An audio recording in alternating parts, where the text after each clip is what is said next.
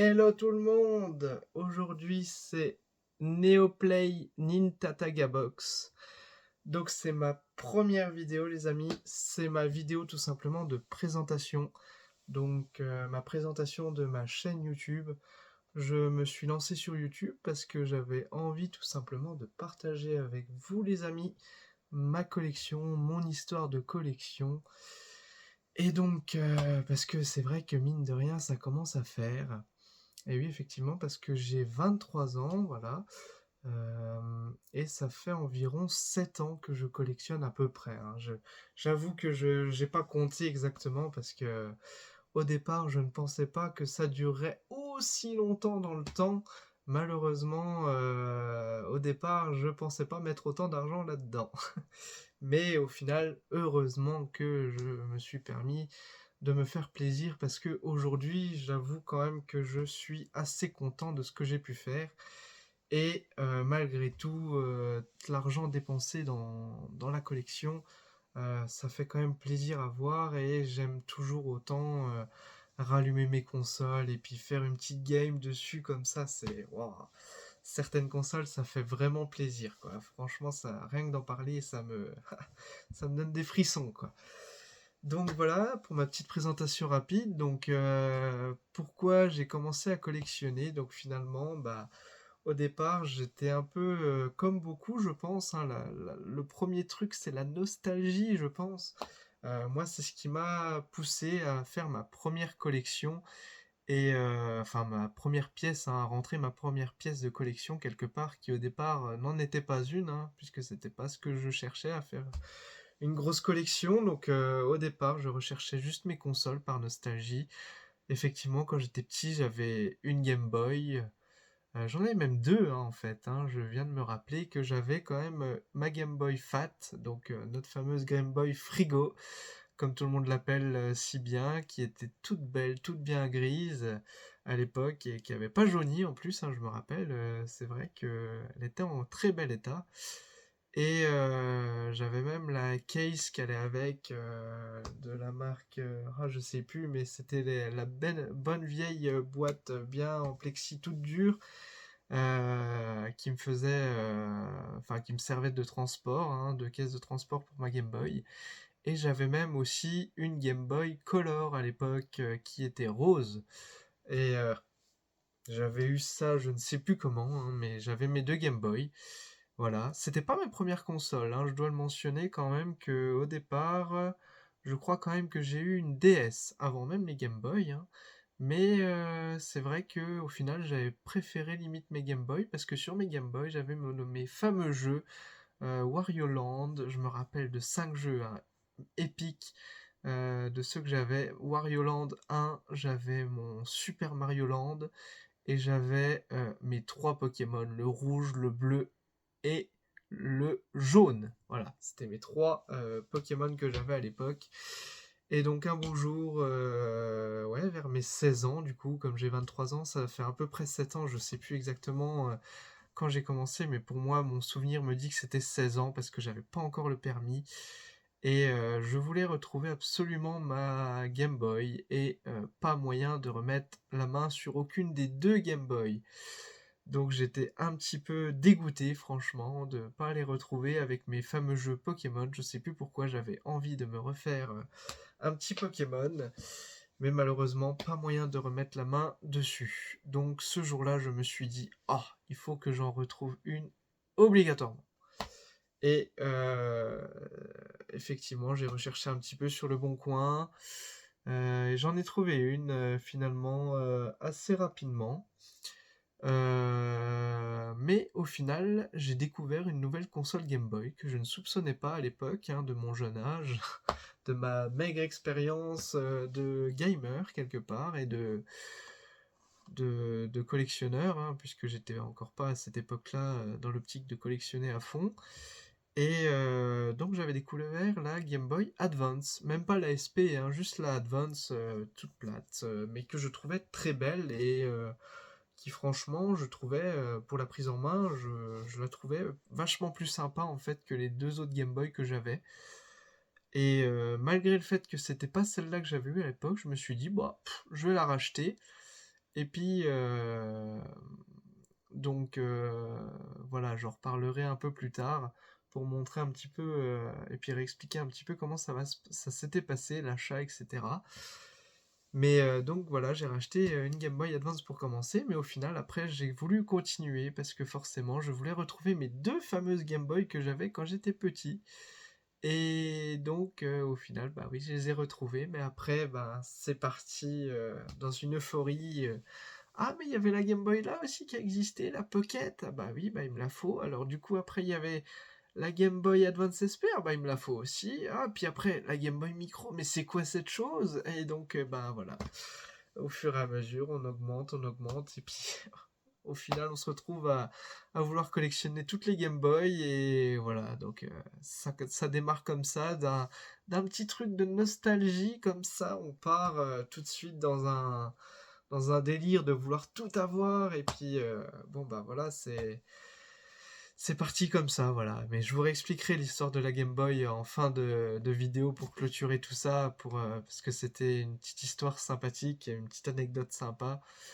Et franchement, je vous raconterai ça en fin de vidéo pour clôturer ma petite histoire, enfin pour clôturer la vidéo, mais pour entamer mon histoire de collection et entre guillemets pour introduire la suite des vidéos, quoi, on va dire.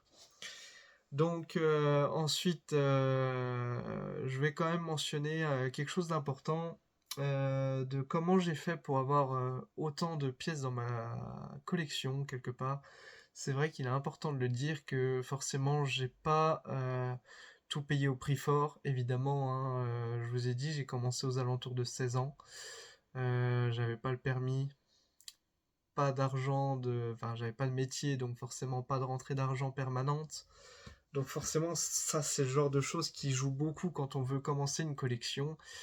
Et bah forcément, à ce moment-là, c'était merci papa, maman, hein, on va pas se mentir, l'argent de poche.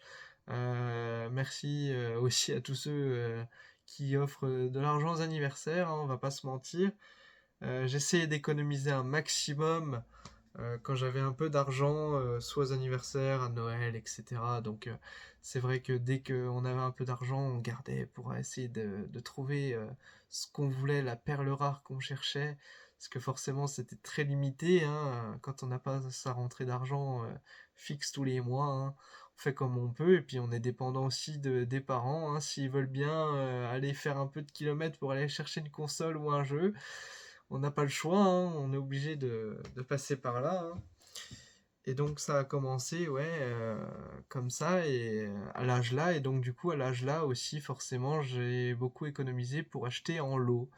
Donc en lot, et en lot des fois HS.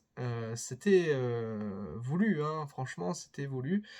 Et justement, quand j'achetais des fois une console qui était un peu capricieuse ou un petit peu ouais, défectueuse, voire même qui était annoncée HS, et ben je me disais, je prenais le risque, on va dire, quand c'était une édition un petit peu spéciale, ou vraiment que ça en valait la peine, quoi, que c'était vraiment pas cher à l'achat, et là je prenais le risque, on va dire. Et donc du coup j'ai acheté ces fameux lots où il y avait plusieurs dizaines de consoles. Des fois, je crois que j'ai acheté un lot où il y avait quasiment 50 consoles HS. Alors majoritairement PS3, Xbox 360, mais il y avait aussi une ou deux PS4 dedans. Donc ouais, ça faisait beaucoup de consoles en fait, hein. Et au final, en testant toutes les consoles, en regardant si je pouvais déceler les pannes, et ben parfois j'ai réussi à en faire repartir sans changer de pièce, sans rien faire véritablement.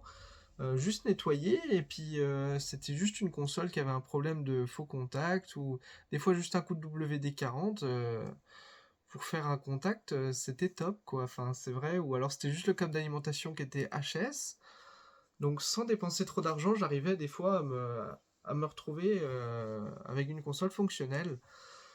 Et en partant là-dessus, et ben forcément, je me suis dit qu'il y avait quelque chose à faire pour augmenter ma collection, parce que c'était même pas dans un optique d'acheter, de refaire et de revendre en fait. C'était vraiment pour augmenter ma collection et puis avoir des pièces que je n'avais pas ou un peu particulières, ou des pièces pas chères que j'ai eues et que je voulais refaire pour augmenter ma collection, voilà. et avoir justement de nouvelles pièces, quoi, hein, c'est vrai, hein. Et voilà, j'ai commencé comme ça et j'ai refait quelques-unes de PS3 au départ. Je m'étais lancé sur PS3 parce qu'à l'époque, c'était une des consoles enfin, même encore maintenant, hein, j'ai envie de dire. C'est une console qui coûte pas trop cher à l'achat et on va dire, je voulais enfin, c'était une console de cœur parce que c'est une console que j'ai eue étant jeune et je voulais absolument récupérer une 60 Go. Et dans les lots, des fois, j'en récupérais, même s'il y avait 50 consoles, il y en avait 3 ou 4 de 60 Go. Et je me suis dit, peut-être que je vais réussir à en refaire une, parce que malheureusement, j'en avais une à l'époque, mais qui a eu la fameuse maladie de l'e-load. Génial. Donc, je voulais absolument retrouver cette pièce, d'autant plus qu'on l'avait eu neuve à l'époque, nous, donc j'étais dégoûté qu'elle soit HS. Et ouais, au départ, j'avais acheté des lots pour refaire celle-ci. Et j'ai réussi à la refaire au final, donc j'étais plutôt content. Enfin, on va dire, j'ai pris des pièces de celle qui avait l'e-load, donc je savais tout fonctionnait dedans pour refaire une autre qui avait un problème lecteur quelque part. Donc j'ai réussi à en faire une avec deux, donc c'était parfait. Et au final, j'étais content. Et je me suis dit, bah, pourquoi pas me lancer au départ, enfin après, sur PS4. Parce que c'est vrai que j'avais à cette époque-là, PS4, ça coûtait encore un petit peu cher. Même encore maintenant, c'est pas tout à fait donné, mais ça commence à être abordable, on va dire pour les éditions limitées, voilà.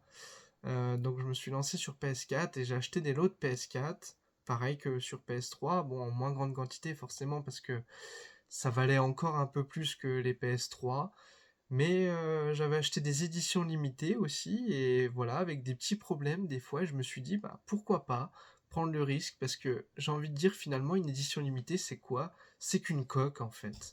Donc je reprends une pièce de l'édition normale, je la remets sur l'édition limitée, et hop, elle repart, et parfait quoi, c'est tout gagnant pour moi, et puis ça fait une pièce de plus dans la collection, on va dire, à moindre coût, hein. Entre nous, c'est vrai que ça m'a coûté beaucoup moins cher, hein, que d'acheter une édition complète.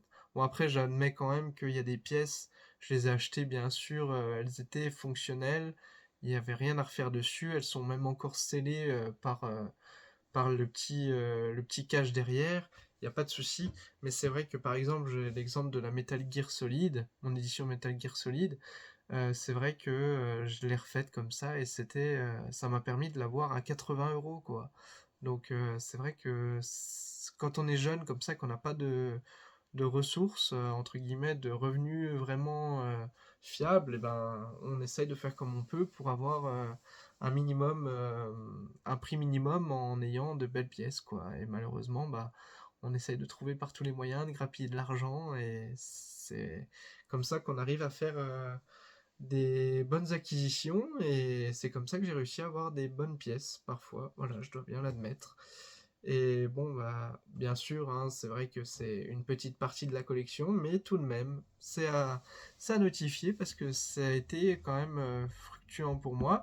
Et finalement, les pièces que j'ai, ben, ça m'aidera parce que si un jour il y en a une qui décide de me faire un caprice, ben, je me dis que je pourrai toujours la réparer sans galérer à retrouver une pièce à l'avenir qui pourrait être de plus en plus rare, forcément, hein, et qui coûterait de plus en plus cher, quoi, forcément. Donc ensuite, je vais quand même mentionner mon pseudo, voilà, hein, pour partir un peu là-dessus. C'est vrai que mon pseudo, je l'ai tout simplement créé. Peut-être qu'il y en a qui l'auront deviné. N'hésitez pas à me le dire dans les commentaires, hein, si vous l'avez deviné en fonction de mon pseudo et de ma photo de mon compte YouTube. Mon pseudo, en fait, c'est en rapport avec les consoles que je collectionne. Donc, Neo, bah, Neo Geo, hein, bon, y a pas de secret, hein, voilà. Bon, je dois être honnête, je n'ai pas non plus 50 000 pièces de Neo Geo, hein, je n'ai pas les moyens, bien sûr, hein, quand on voit le prix que cette console coûte aujourd'hui, ça fait très très mal, enfin ces consoles, hein, parce qu'il y en a plusieurs, hein. Et donc voilà, j'ai quelques petites pièces, mais c'est juste une console que j'aime bien collectionner. Et là, pour le coup, je l'admets, c'est juste pour l'objet, parce qu'en plus, Clairement, c'est pas une console que j'ai connue du tout parce qu'elle est pas sortie par chez nous plus que ça. Enfin, c'est pas très connu. Enfin, c'est connu par chez nous maintenant parce que tout le monde veut la collectionner, mais c'est vrai que Jap et Américains la connaissent beaucoup mieux que nous. Et donc voilà, donc le premier acronyme Neo, donc c'est pour la Neo Geo, bah, Neo Play, voilà, Play, je pense que l'exemple derrière le démontre bien, PlayStation, bon là c'est une des marques dont la PS4 où j'estime, je pense que c'est le modèle qui me plaît le plus de la console avec les éditions limitées qu'ils ont sorties. Je dois bien l'admettre que j'aime bien leurs éditions limitées qu'ils ont faites. Donc PlayStation en deuxième acronyme. Après, bah, Nint, forcément, là je pense que tout le monde le voit venir. Forcément Nintendo. Je pense que c'est avec PlayStation, c'est ma marque préférée, hein. J'arrive difficilement à les départager parce que on va dire PlayStation plus pour les éditions limitées, Nintendo plus pour le catalogue de jeux. Et puis j'aime beaucoup aussi la GameCube, hein, on va pas se mentir. La GameCube j'aime beaucoup, donc Nintendo, voilà, c'est une des autres grandes marques que je collectionne et qui est en majorité dans ma collection quand même, je dois bien l'admettre. Ensuite, eh ben, le ATA, forcément pour ce triste constructeur américain qui n'est plus dans la course de nos jours, mais j'ai voulu le collectionner, ce constructeur-là, parce que pour moi c'était important. Non seulement parce que pour moi ça a été un des précurseurs du jeu vidéo, hein. On peut pas parler de début de jeu vidéo sans parler d'Atari, donc ça m'a semblé une évidence de collectionner Atari.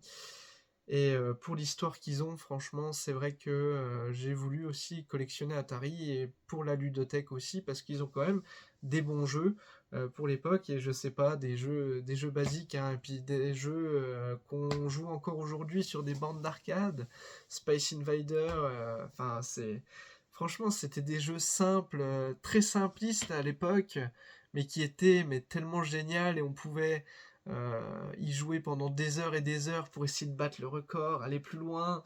Et c'est ça qui était génial à l'époque avec cette console et ces jeux qu'elle proposait. Et c'est vrai que pour ça, j'ai voulu collectionner Atari, voilà. Ensuite, eh ben, après le Ata, eh ben, c'est Sega, forcément. Donc Sega, qui est une console, j'avoue que j'aime bien aussi pour ses exclus, notamment, j'avoue que j'aime bien Sonic. Je l'aime bien. Donc j'ai voulu collectionner Sega et puis aussi pour des exclusivités de consoles que eux seuls ont faites en fait. C'est vrai qu'il y a que eux qui ont produit des consoles un peu extravagantes comme ça aussi, je trouve, hein. Après, ce n'est que mon avis personnel, mais c'est vrai qu'ils ont sorti des choses tellement à la fois bizarres, mais à la fois c'était du génie, quoi. C'est vrai, quand on y pense. Enfin, je vais pas tout mentionner aujourd'hui, bien sûr, hein, sinon on pourrait être là jusqu'à demain, mais quand on pense à la multiméga, on se dit que c'était un baladeur, quoi. Mais on pouvait aller courir avec en mettant des piles dedans, on pouvait jouer si on se posait sur un banc, enfin, et qu'on avait un écran portable, on pourrait jouer sur un banc avec une prise, quoi. Non, mais c'est incroyable. Donc, ouais, j'ai voulu collectionner Sega parce que c'est vrai que je trouve qu'ils ont essayé de faire des choses et ils ont fait des belles choses, hein, honnêtement. Ils ont fait des belles choses, des belles consoles, des bons jeux. Voilà, donc j'ai voulu collectionner Sega aussi. Et forcément, le box, hein, c'est pareil, c'est un peu trop facile à trouver, hein, finalement pour Xbox. Et ben oui, parce que Xbox, j'aime beaucoup aussi cette console, enfin ces consoles, hein, on va pas se mentir, pour les éditions limitées. Et eux, pour un détail, hein, mais c'est vrai qu'ils ont mis un petit truc en plus que PlayStation n'a pas, je trouve. Mais ce qui fait pas que je préfère Xbox quand même. Mais ça leur donne un point en plus par rapport à PlayStation pour moi, je trouve. C'est les bruitages au démarrage, hein. C'est du détail, hein, franchement. C'est du détail, mais pour les éditions limitées, c'est magnifique, quoi. J'adore. Franchement, j'adore. Et ils en ont fait des très très belles. Et sur les manettes aussi, je les trouve beaucoup plus appliquées, enfin, non pas que PlayStation elles sont pas belles, mais ils jouent avec les reliefs vraiment de manière très appuyée, ils jouent avec les couleurs, ils jouent avec tout, ils sont très très forts là-dessus, franchement, et c'est pour ça que j'aime beaucoup aussi cette marque. Et en plus, il y a un argument qui n'est pas des moindres, c'est que je trouve aussi que Xbox, bon, ils n'ont pas autant de monopole que PlayStation, hein, on va pas se mentir, mais je trouve que justement, eh ben, les jeux, au fur et à mesure, ils décotent. Et quand on cherche un jeu sur PlayStation et qu'on le recherche sur Xbox, quand ce ne sont pas des exclusivités de l'un et l'autre, hein, bien sûr, parce que Halo, ben, forcément c'est génial sur Xbox, j'adore. Et bah, The Last of Us sur PS4, c'est une exclue et c'est pareil, je l'adore. Mais je veux dire, sur des jeux qu'on retrouve de manière commune sur les deux consoles, et ben, quand on recherche sur PlayStation, on aura plus tendance à trouver une fourchette haute. Et quand on regarde sur Xbox, et ben, on aura tendance à trouver plutôt des prix un peu plus bas, plus raisonnables, on va dire. Et puis, bah, quitte à collectionner, autant prendre, entre guillemets, le moins cher des deux, hein. Il n'y a pas de petites économies quand on collectionne, donc effectivement, des fois, en regardant enfin, PS3, PS4 ou Xbox One, Xbox 360, peu importe, et ben, on peut se dire que des fois, il vaut mieux se pencher sur Xbox pour la collection, hein, peu importe. Finalement, c'est le même titre et on a juste envie de collectionner et d'avoir le jeu en physique. Et finalement, bah, on se dit, c'est toujours 10 euros d'économiser qu'on pourra mettre ailleurs dans un autre jeu ou dans une autre console. Voilà. Donc ensuite, voilà, je voulais donc créer cette chaîne YouTube tout simplement pour partager avec vous mon amour pour les jeux vidéo et les consoles. Donc c'est vrai que ça fait un petit moment, comme je disais, déjà 7 ans, et c'est vrai qu'en 7 ans, on arrive à en accumuler des choses, hein, finalement. Et donc ouais, pour le plaisir de la passion et de la passion du jeu vidéo et des consoles, j'avais envie de partager avec vous ma collection, de partager mes pièces, voilà, de ce que j'ai pu acquérir durant toutes ces années. Et voilà, après, en format de vidéo, je pense faire des propositions de ce que je rentre, enfin vous montrer ce que je rentre dans la collection. Pourquoi pas, si ça vous plaît, je pourrais faire ça. Je pourrais aussi présenter au fur et à mesure. De toute façon, c'est le but de ma chaîne principale, l'histoire de mes consoles, etc. Et de pourquoi j'ai acheté cette console. Et puis aussi, des fois, quand il y a des petites anecdotes à savoir. Et ça peut toujours être sympa de partager avec vous. Et puis vous me redirez bien sûr ce que vous en pensez. Et puis si vous avez des demandes particulières, je serais ravi d'y répondre. Et voilà, hein, je serai bien sûr à votre écoute. Donc, comme je disais tout à l'heure, pour clôturer la vidéo quand même, parce que je vois que le temps avance, et ben, je vais vous présenter quand même la première pièce de la collection qui a lancé tout le reste.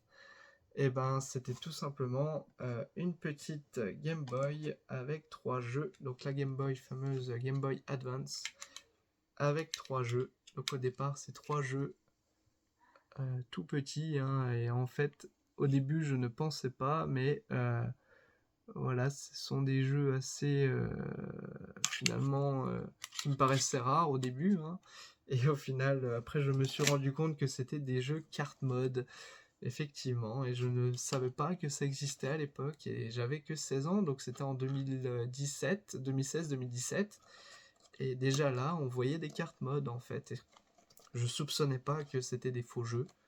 Je les avais juste jamais vus. Je me suis dit, bon, ah, pourquoi pas.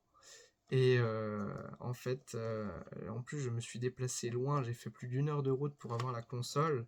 Mais en même temps, la console m'a coûté 28 euros. Et là, voici la fameuse Game Boy Advance. Mais bon, c'était la version japonaise. Et avec le temps, eh ben, je me suis rendu compte, pareil au départ, je ne faisais pas forcément attention à ça, mais je me suis rendu compte que c'était pas la bonne console dans la boîte. la personne a vendu en fait une boîte bleue japonaise pour finalement une console qui était translucide. Donc voilà, après c'était pour la petite anecdote, mais bon, après j'étais au début de la collection et c'est vrai que bon, j'avais payé ça 28 euros. Bon, j'avais fait 1 heure de route hein, quand même, mais 28 euros et au final elle était en boîte. Bon, a posteriori, je me suis rendu compte de l'entourloupe hein, quand on commence à avoir plusieurs pièces et puis qu'on entend parler des cartes mode et puis qu'on entend toutes ces petites choses là qui commencent à tourner. Bon, on se dit, ah, il y a peut-être eu une petite entourloupe là-dessous par le vendeur. Mais bon, après, ça c'est le risque, hein, malheureusement. Mais bon, j'étais tout content de l'avoir cette console là, et ça a été la première, donc je me suis dit, ben voilà, ça fait toujours plaisir, hein. Et bon, bah, je me suis dit, pour une première, on va pas non plus être exigeant, hein. Au départ, je voulais pas dépenser beaucoup, hein, donc forcément, je me suis restreint à acheter quelque chose pas cher. Et comme c'était la moins chère que j'ai trouvée, bah, je me suis lancé là-dessus. Sinon, j'aurais pris ma Game Boy Color ou ma Game Boy Fat, et puis j'aurais pris que ça, et puis je me serais pas embêté à avoir la Game Boy Advance, quoi, finalement. Et donc après, bon, pas d'inquiétude, je pu me reprocurer la Game Boy Advance ce coup-ci, qui est la bonne dans la boîte. Bon, la boîte n'est pas parfaite pour le coup, celle-là, mais en attendant, moi, ça me satisfait pour le coup. Pour l'instant, on verra si plus tard je l'upgraderai ou pas, mais pour l'instant, au moins, je sais que celle-là, c'est celle qui correspond à sa boîte. Et je sais aussi que c'est la bonne couleur. C'est beaucoup mieux quand même quand on se retrouve avec la Game Boy de la bonne couleur. Voilà, au moins ce coup-ci, je peux dire que j'ai la bonne. Donc voilà pour cette petite vidéo qui va se clôturer. Donc je disais, la prochaine vidéo, je vais vous montrer la petite rentrée que j'ai fait dernièrement, parce que franchement, ça fait plaisir de rentrer des jeux comme ça sur une console qui est franchement qui a été peu aimée, on va pas se mentir. Ça a été vendu, mais ça a été plutôt un échec. Et d'ailleurs, c'est du constructeur qui est juste derrière moi, en grande majorité, hein. Donc voilà, c'est pour la PlayStation. Et ça, il s'agit de la PS. Enfin, finalement, il n'y a que PlayStation, mais il y a 2 jeux de PlayStation Vita et une manette de PlayStation 4, qui est d'ailleurs derrière moi, juste ici. Elle fait partie de la rentrée que j'ai faite. C'est ma dernière rentrée, donc je vais vous la présenter. Voilà, donc surtout si vous avez aimé cette vidéo, n'hésitez pas à liker, à lâcher votre plus beau pouce bleu, et puis vous abonner si vous voulez suivre la continuité de la chaîne. Et ça sera avec grand plaisir, comme ça j'aurai au moins envie de vous proposer des contenus. Enfin, si vous me donnez des idées, je vous proposerai des contenus auxquels j'avais pas encore peut-être pensé, ou faut pas hésiter en tout cas. Je suis qu'au début de ma chaîne, donc je me lance. Donc n'hésitez pas à commenter, me dire aussi ce que vous voulez voir, notamment de pièces. N'hésitez pas à me demander, hein. Écoutez, hein, ça peut être aussi un défi, hein. Vous me proposez une pièce en commentaire et puis ma foi, je peux vous la présenter. Et si je l'ai en possession, en plus, ce sera encore mieux. Voilà, donc, et puis je vous raconterai, comme je vous ai dit, plein d'anecdotes au fur et à mesure dans la chaîne de comment j'ai rentré telle ou telle pièce. Et puis je vous montrerai mes petites rentrées au fur et à mesure dans ma collection. Ce sera avec grand plaisir. En tout cas, n'hésitez pas à vous abonner et à mettre un petit pouce. A plus tout le monde, c'était Neoplay Nint Atakabox.